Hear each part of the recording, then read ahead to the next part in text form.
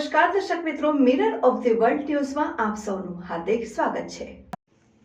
વડોદરા જિલ્લા ફોજદારી વકીલ મંડળ દ્વારા કોર્ટ સંકુલ ખાતે સંવિધાન દિવસની ઉજવણી કરવામાં આવી હતી। દેશની આઝાદી બાદ તારીખ 24 નવેમ્બર 1949ના રોજ બાબા સાહેબ આંબેડકર દ્વારા વિશ્વના મહાબંધારણને ભારત દેશને અર્પણ કર્યું હતું। ત્યારથી સંવિધાન દિવસની ઉજવણી કરવામાં આવી।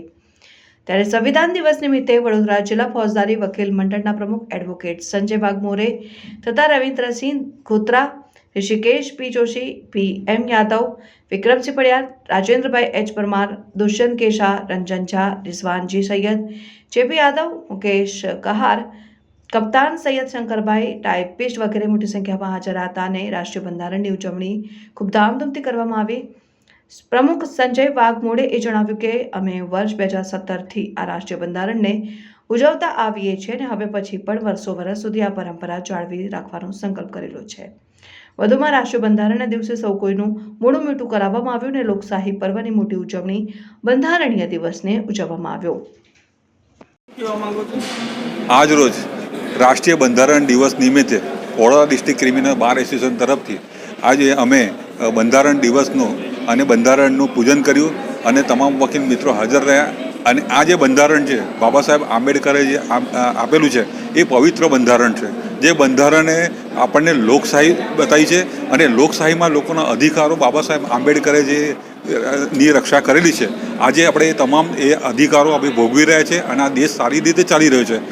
એનું કારણ બાબા સાહેબ આંબેડકરે જે બંધારણ બનાવેલું છે એ બંધારણમાં સર્વ રીતે તમામ લોકોને સાથે લઈને કોઈ પણ નાત જાતના ભેદભાવ વગર આ બંધારણ બનાવેલું છે। એ બંધારણ બહુ પવિત્ર છે અને એનું આજે અમે રાષ્ટ્રીય બંધારણ દિવસ નિમિત્તે ઉજવણી કરી છે।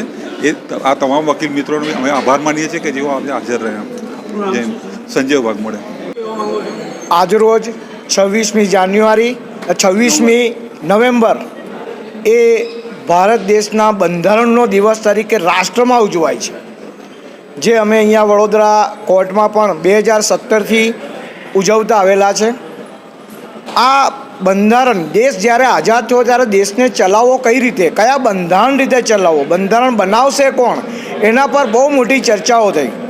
દેશ આઝાદ થયો 1947માં, પરંતુ બંધારણ માટેની ચર્ચા તેને છેલ્લે નક્કી કરવામાં આવ્યું કે કદાચ કોઈ સૌથી વધારે ભણેલા કે એકદમ બુદ્ધિશાળી કે વિદ્વાન કોઈ પુરુષ હોય તો ડૉક્ટર બાબા સાહેબ આંબેડકર છે।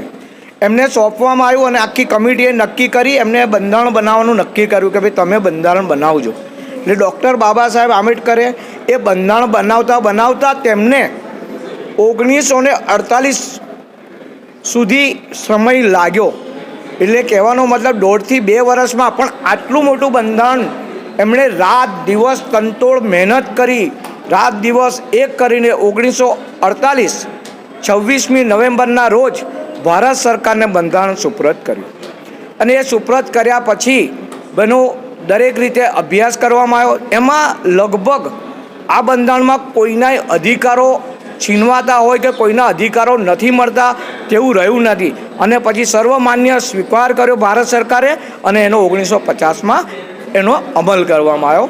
એટલા માટે આજના રોજ જ્યારે સ્વીકાર કરવામાં આવ્યો બંધારણનો, એટલે રાષ્ટ્રીય કક્ષાએ બંધારણનો દિવસ તરીકે આ ઓળખવામાં આવે છે, જેને અમે દર વર્ષે બંધારણની પૂજા કરીએ છીએ અને 1970થી પૂજા કરતા આવ્યા છે।